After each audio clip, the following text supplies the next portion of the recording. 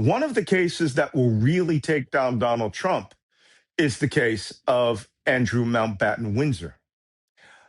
The, the accountability that's happening in England is so swift and so fast. I mean, zero of it's happening in the United States.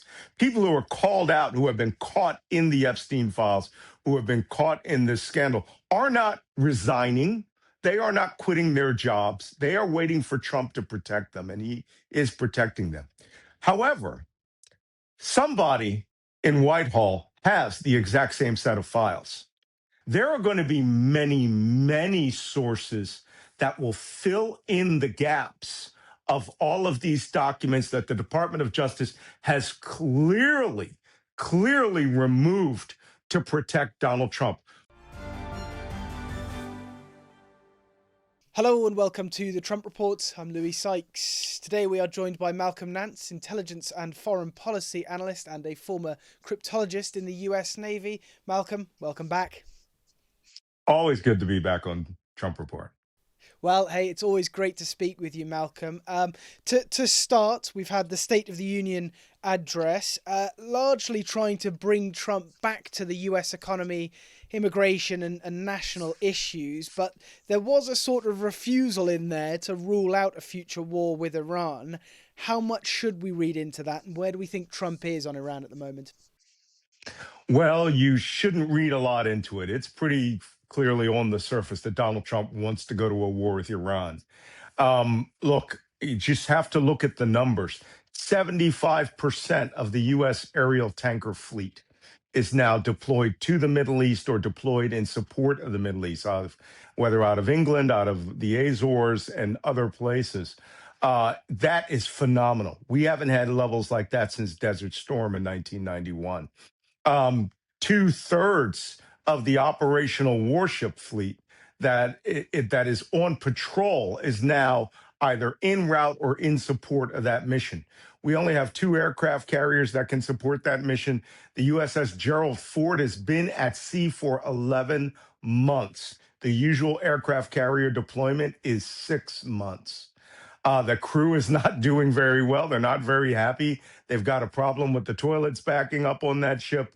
But they are in position now. They are off Israel, and they can start carrying out strikes. My problem with this entire mission is very simple. We generally don't want to do a massive combat mission on the scale that's planned here, where the story has it that the chairman of the Joint Chiefs of Staff, General Craig, has made it clear that he would like to know what is the terminal objective of this operation. Now, we've heard many differing explanations. Early on, Trump said he was deploying forces in support of the protesters and that he would attack the regime if the Iranian protesters, some thousands, as many as 10,000 or more of whom may have been killed in open warfare with the Iranian Revolutionary Guard and the regime that it supports. And then after those massacres had occurred, Trump did nothing. Then the story shifted to he wanted Iran to denuclearize, wanted them to turn over immediately all materials, dismantle all ballistic missiles in the country, which threaten Israel and its allies, and to essentially neuter itself as an armed force. And of course, that's a maximalist request, which is never going to happen. Here's one of the things I find fascinating about the Trump administration. They have zero interest in operating on the basis of expertise, the laws of physics, and time restraints, right? They just think that if you snap your finger, an aircraft carrier will materialize off of Iran and you can do an operation. Whereas Gerald Ford was in the Mediterranean, zoomed to the Caribbean to carry out operations against Venezuela. Now, zoomed back to the Middle East, that takes weeks, if not months in some instances. Same thing with the deployment of the Abraham Lincoln, B-2 bombers, hundreds and hundreds of aircraft that you want to fly over there. Virtually all of our stealth fighter fleet is over there at the same time. But once again, you have to have an objective. What is the mission? Now, the mission went from a negotiation about, getting rid of Iran's nuclear materials to what was stated just 2 days ago, and it hinted at last night that this is about Trump wanting to knock down the Iranian regime, kill the Iranian leaders, and conduct a full-scale regime change in Iran. Look, I've been doing this for a very long time, nigh on 40 years. If there's anything I've learned in my military career, I took part in several wars, ground wars, Operation Desert Storm, where we took back Kuwait. I supported Operation Iraqi Freedom after I was in the military and conducted operations there, which is where we did actually put ground armies into countries, toppled their regime, and then tried to build an infrastructure. Same thing with Afghanistan. Everything that Trump says he does not want to do, the only way to do regime change is that you must physically be on the ground to change it. Look, I have literally seen this in my career where we have bombed our enemies' military and intelligence headquarters. And people think, oh, you deny them the infrastructure, you deny them the ability to communicate via advanced communication methodologies. I've lived far too long in the Middle East and South Asia to not know that when you destroy an Iranian Revolutionary Guard headquarters, you destroy the coffee machine, you destroy the coffee cups. They just moved to a cafe on the street corner. And now the regime that you wanted displaced is further embedded into the population and, can run around, send their sons on mobile phones or couriers on motorcycles. You cannot topple a regime from the air. This is a pipe dream that I think that he's gotten from Benjamin Netanyahu. That Israel believes that this could be the end of the regime, and that this report that they had brought in some thousands and thousands of Starlinks to give them internet communications, that is ambitious, but it still requires the people on the ground to want their life to change and to create a new regime. If they're expecting an Iranian version of the French Revolution, that happened once. That was 1979 with the Ayatollah Khomeini. If they think there's going to be a reverse Iranian revolution in 2026 by disaffected young men, all of whom want to move to the West, I don't think that it really is going to happen. It's a country of 92 million people, most of whom don't want change or are not ready for revolutionary change. Yes, and we mentioned Israel and Netanyahu there. There's been a bit of a stir-up in the United States after an interview with Tucker Carlson when US Ambassador Mike Huckabee said it would be fine if Israel took it all, referring to the land between the Euphrates and the Nile.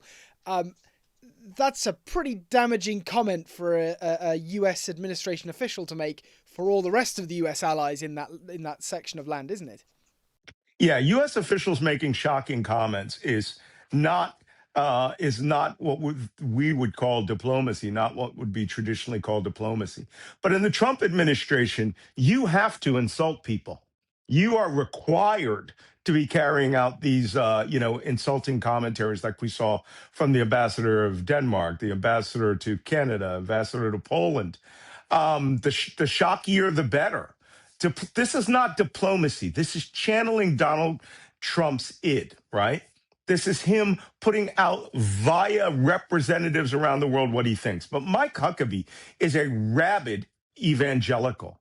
And if it wasn't hilarious for the fact that evangelicals support Israel strictly on the premise that they expect Israel to be wiped out in an atomic war at the end of times so that it would herald the second coming of Jesus Christ, which, by the way, is not only in the Bible's book of Revelations, but is in the Quran, right? That Jesus Christ himself will return at the end of the state of Israel. I mean, it's madness. But by projecting even further that you're going to appease them as what you as an evangelical thinks is God's chosen people, by going through a pre-biblical Okay, belief that, by the way, and when Mike Huckabee says from the, the Mediterranean Sea to the Euphrates, he's not talking the Euphrates south of Baghdad, right, at the intersection of the Tigris and Euphrates. He's talking the Shat al Arab waterway separating Iraq and Iran.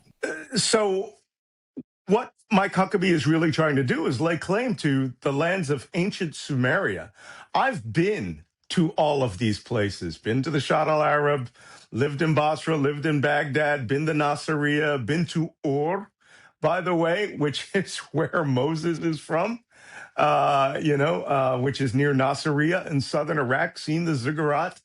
And by essentially saying that Israel has claim to to all the lands that have ever been written about, including, if you look at that map, Saudi Arabia. We have enjoyed a period where Islamic extremism has been on the wane and young guys want to get those new Toyota Corollas. But leave it to Mike Huckabee to try to revive ISIS and Al Qaeda, because that's what statements like this will do. Well, from one part of the region of the world to another, we've seen some quite dramatic images coming out of Mexico over the last week. A senior Mexican cartel leader was killed in a government raid. The sort of subtitle, if you will, underneath that, though, on a lot of these reports points out that U.S. Intelligence assistance was somehow involved in that initial raid. What does this tell us about the kind of reach of U.S. intelligence? Because it's not quite clear whether this was U.S. government, some sort of private U.S. analysis being done. What do we know about what they mean by U.S. intelligence? Well, I can only go by statements made by the commander of the Mexican Armed Forces, that it was a mission that was intelligence based. You have to understand, the United States collects intelligence in Mexico all the time through the Drug Enforcement Administration. And we have a very deep cooperative intelligence, support activities to Mexico itself against these cartels. So none of this is surprising that we could pull up. I mean, that's how we got Pablo Escobar, by the way, right? DEA and U.S. Army intelligence, defense intelligence, actually carrying out pinpoint signals intelligence and man tracking with the Colombian Army and the Colombian intelligence agencies. We just give pointers. They have to do the ground execution. The killing of Cervantes, who was the head of a group called the Cartel Jalisco Nueva Generacion, they are a hardcore militarized. When I say militarized, these guys drive around in F-250 armored personnel carriers that they've done themselves in all black kit, looking like a SWAT team. And they had thousands of men. And that the United States supported the Mexican operation. The commander himself said, hey, we do this combined as allies, but it's our target, our intelligence, our people. We do the mission planning, our mission. And so they carried out this mission and killed him. What that did was that unleashed a wave of subordinate violence. All of his junior lieutenants poured out into the streets and essentially had convinced themselves that they were Mexico, at least in Jalisco province, that they were the authorities and the power. And in some instances, it's true. I heard a phone call, that was intercepted by Mexican government, of one of the drug lords' deputies calling a police checkpoint and saying, we own you and we're going to kill every one of you and your family if you do not get out of the way. And the police lifted the checkpoint. Well, unfortunately for them, Mexico has an army that is essentially oriented to counter drug warfare. They descended on the city of Puerto Vallarta, where all of the tourists who were there had been ordered to shelter in place. And they carried out a massive military sweep, helicopters with miniguns, some of the more advanced counter drug and counter, SWAT units in Mexico, and they just had raging gun battles for at least 3 days. It appears to have been tamped down at this point, but it just goes to show the mindset of the drug cartels now is not, how can I put it? They honor each other in the way that Pablo Escobar was considered this hero. None of these guys, are looking out for their communities. They're looking out for their, retailers, the people who are making them money, and they get them with such a concentration of power, weapons, and the belief they have impunity that the murder of this one guy taking out the Jalisco cartel, could really benefit them. Now, I do want to point some things out.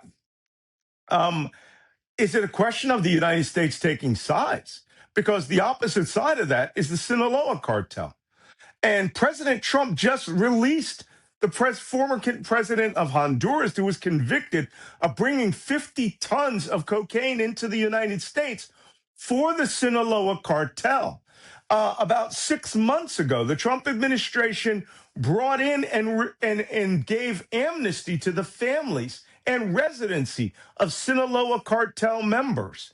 It's quite possible we could have had one drug cartel feeding us intelligence to give us a major victory, while essentially letting them operate freely and giving them, market dominance in Mexico. Now, you might say, Malcolm, that sounds entirely unrealistic. We would never do that knowingly. Well, someone will have to explain to me how a man that brought in 50 tons, I say 5,500 tons of cocaine into the United States, who said he wanted American citizens taking cocaine with their breakfast cereal, suddenly gets pardoned at the behest of the president of the United States. And then we have this massive operation going on down in Mexico. Could this unleash other animals that are happening, that are running cartels down there? Quite possibly. Then again, no one is going to conduct operations of this level where they're going to give the United States a bone without having some sort of guarantee. That maybe not in writing, but certainly maybe in communications or phone calls. Who knows? All I know is one problem solved. Another problem is now the biggest market, the biggest dealer on the block. Mm. And of course, there is a lot more going on with US involvement in Central and South America at the moment. An interesting side story to what went on in the raid on Venezuela's capital, Caracas, last month is that Anthropic, the company that owns Claude AI, appears to be in the middle of a sort of split from the US government after it's reportedly been revealed that their systems were used as part of that raid that captured Venezuelan President Maduro last month. What does this say about the use of these corporate AI systems in US defense? Well, Elon Musk has proved that if you are, certainly have the ability to influence U.S. elections and put in a president of the United States that you want, then they are allowed to run rampant throughout the United States government and literally destroy massive components of all of America's soft power collected since 1945, then you're going to believe that you're owed something. And what Elon Musk is pushing now is that Grok AI replace all other AI systems in the United States government. Anthropic had two requirements for the use of its AI within U.S. intelligence community platforms. They're the AI system that the intelligence community uses that is top secret compartmented, right? They wanted their materials so that they would not be used, their intellectual property would not be used against American citizens to carry out activities that would violate the Constitution. Grok and Elon Musk have said, no, we don't have a problem with that. So the other was that they would not be used essentially for evil overseas. The Trump administration, at the behest, we all know that this is really coming from Elon Musk and the South African, four who run Silicon Valley, that they see the way to get rid of a competitor and to put Grok systems in there. Now, I just want to caution anyone who thinks, oh, well, this is just great. I have been an advocate that should the Democrats take the House of Representatives at the end in November of this year, and that a new president become take power in 2029, who is a Democrat or someone who is not MAGA, that they need to nationalize all of these AI systems that do business for the United States government. They should not be allowed in the hands of private citizens. First off, we paid for them. We subsidized and built all of these systems. So unless they can repay us every penny plus the cost of neutralizing their intellectual property rights going into the future, we should just seize them, especially when they relate to national security. We know it's already been confirmed. Elon Musk stole the databases of every American citizen out there. That personal information, every facet of how they live is invaluable. It is megatons of platinum covered gold encrusted in diamonds with regards to the AI world. They need to understand that if they're not going to be playing nice now, well, they may be forced to play nice, or it's quite simple.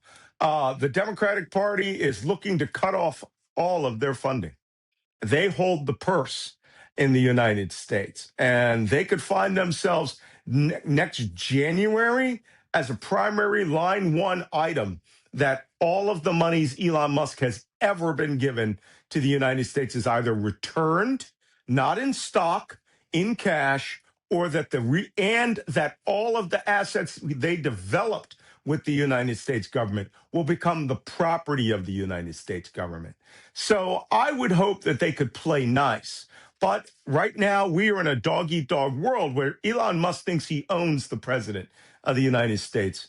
And I think Anthropic could probably hold out through next year because this is not something you do with just a flash memory and put into the system. Every person has to be retrained on how to use and prompt these things. You don't just ask it a question and get out top secret answers that break down all the compartmentation. Well, Malcolm, as much as you are an intelligence man, you are a naval man, and I know one issue that is close to your heart is Greenland at the moment. What can you tell us about this hospital ship that Trump has said he's sending to Greenland? What's the US trying to do here?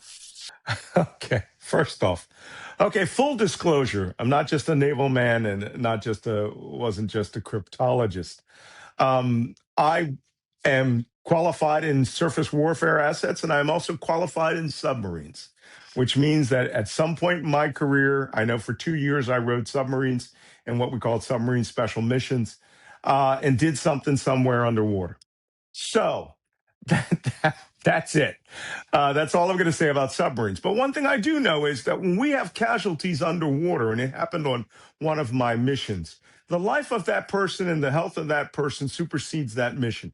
Now, unless you're someplace you shouldn't be, and that it would cost you the lives of your crew or national embarrassment, you generally will break from your mission, do what we call, the navigator will get out his compass and lay a pencil line to the closest nearest hospital. And we will just move there at flank speed, get there, discharge our patient, get in some fresh food, maybe mail, and then turn around, go back to whatever it was that we were doing. That's how submarines operate. Above the water, gone, below the water. That's what happened in this circumstance. A U.S. sailor fell ill, and the sub that I was on, a person in aft machinery, fell off a ladder and took a near life threatening head injury that the ship's corpsman could not manage, would require surgery. We had to fly. I mean, when I say fly, I mean we hauled ass to get that person to the nearest hospital where we required a helicopter to get him off. Right. So we did that and saved that person's life. That's what happened in Greenland. The Danish Navy, Arctic Command, U.S. Second Fleet, U.S. NATO's Maritime Command out of London, and NATO headquarters in Brussels, all coordinated to do what we do every day to make our NATO allies safe and transfer them someplace they can get health, and be treated. Apparently, that incident set President Trump off. He has these two guys who hang around the MAGA sphere. They were, I'm sure they were in Washington this week. We know that they were hanging out with Jeff Landry at Mar-a-Lago just a week ago. One of whom's a bricklayer, another one is, just another businessman who supports it. But these two Greenlandic people are what people call the Halalesut MAGA. They're just two people that are in the sphere of Donald Trump. And one of the myths that they have perpetuated, and there's a picture of them with Jeff Landry, governor of Louisiana, the hottest, most jungle-like, terrain that we have in the United States, who is now special envoy for Greenland. Go figure. They have been led people to believe that there is no health care in Greenland. Look, Greenland has a major hospital at the Queen Ingrid Hospital. I went to it when I was in Greenland after I took that fall, got a little whiplash. And then there are 5 regional hospitals. And then there are small medical facilities in most villages. It's just that some care cannot be done at these village level hamlets where you have only 100, 200 people, right? The major regional centers have people from Greenland and from Denmark, because remember, it's a territory of Denmark. And if you need upper level scale hospital treatment or appointments, they will fly you free of cost to one of those regional centers or to Copenhagen if it's serious. As a matter of fact, a friend of ours, someone who you met on this last trip, our buddy Carlos, has a heart condition, and he was just medevac to Copenhagen this week to have more advanced cardiac treatment. So it's personal to us, but the system works. It's tax-based healthcare, but no one pays for nothing. It's a better NHS, right? I mean, you pay for nothing. No, there are no co-pays. There are no pharmacy visit pays. You get treated. The people of Greenland love it. Could they use more doctors? Yes. Could they use more nurses? Yes, but not for a 2-day port visit. So this assertion that President Trump wants to send the USNS Mercy to Greenland is madness. One, because it was in dry dock until 2 days ago. It's left dry dock yesterday and is checking its engines to see if they're going to send 1,000 medical people to Greenland.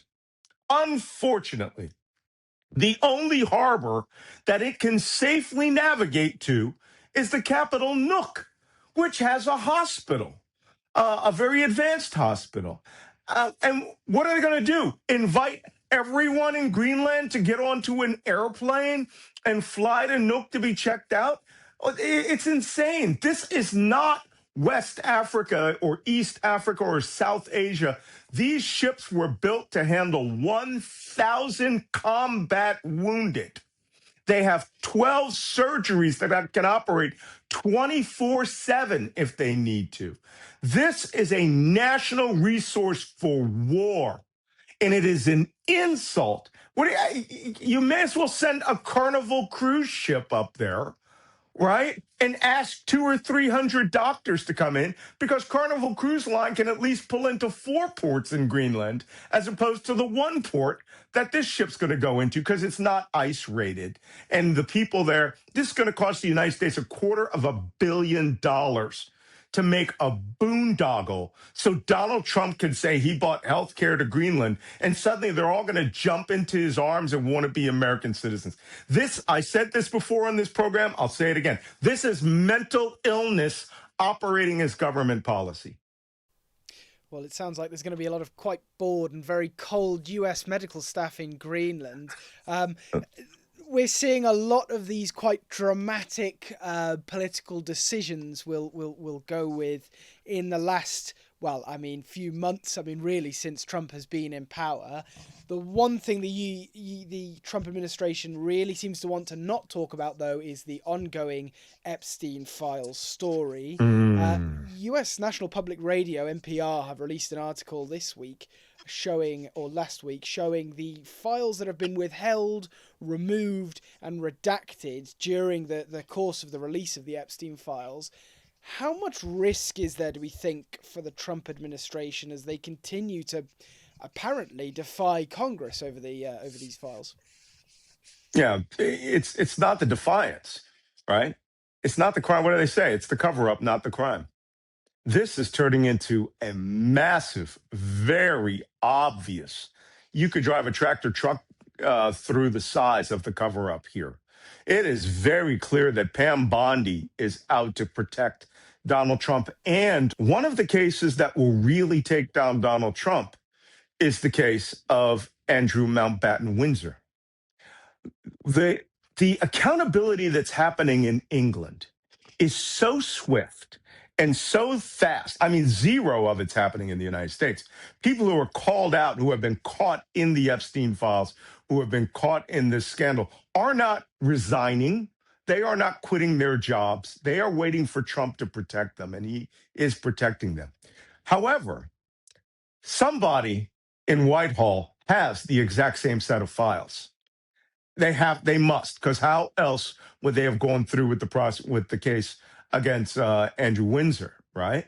When you can get the king to denounce his own brother and allow Crown prosecutors, look, I've seen almost all the episodes of the TV show The Crown, so I know how things operate, right? Covering things up was almost a royal tradition. Queen Elizabeth's art curator was a Soviet spy, right? In working in Buckingham Palace for decades. So, I think what's happening here is that the files are not going to really be exposed from the American side. I think it's investigations like the French investigation, the British investigation against Windsor, the Irish have called for an investigation. There are going to be many, many sources that will fill in the gaps of all of these documents that the Department of Justice has clearly removed to protect Donald Trump. Well, we must add that Andrew Mountbatten Windsor denies all wrongdoing in any level of connection with Sure. Epstein. But on that point, which I think is a quite important point in this interview, Malcolm, we will finish up there. Malcolm Nance, intelligence and foreign policy analyst and U.S. Navy veteran. Thank you very much for joining us again for another episode of the Trump Report. It is always my pleasure.